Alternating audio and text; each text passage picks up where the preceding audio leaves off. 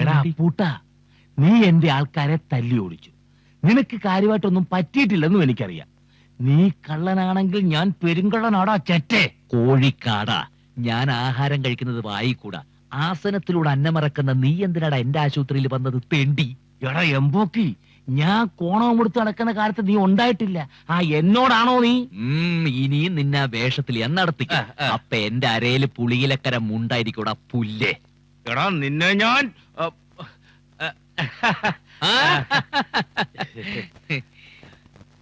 അപ്പൂട്ട, ശരീരം നോക്കണം.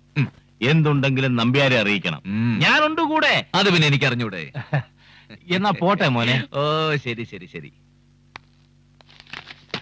രാമൻകുട്ടിയെ, കളക്ഷൻ ഒക്കെ എങ്ങനെയുണ്ട്? സാമാന്യം തെറ്റില്ലാതെ പോകുന്നു. അയ്യോ ജൗന്യത, വൈകുന്നേരം അപ്പൂട്ടിന് കണക്ക് കൊടുക്കേണ്ടതാ. വിട്.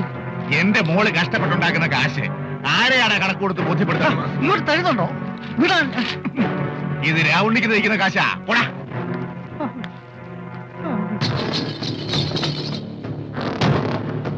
പോകാവോടൂ, പോവാം.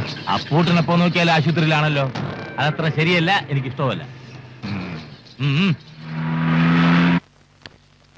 എന്തായിരുന്നു അച്യുതൻ നമ്പ്യാരുമായ ഒരു വർത്തമാനം? ഒരു കുശലാന്വേഷണം. ഞാനും നമ്പ്യാരും വലിയ സുഹൃത്തുക്കളാ. ആ, ക്ഷേമാന്വേഷണം കുറച്ചൊക്കെ ഞാനും കേട്ടു. ഇപ്പൊ വേദനയുണ്ടോ? ഏയ്, അയ്യോ ഭയങ്കര വേദനയാ. ചുരുങ്ങിയത് ഒരാഴ്ചയെങ്കിലും കിടക്കേണ്ടി വരുമല്ലേ? അത് നിശ്ചയിക്കേണ്ടത് രോഗിയില്ലല്ലോ. ഇപ്പൊ അപ്പൂട്ടന് ഒരു കുഴപ്പമില്ല.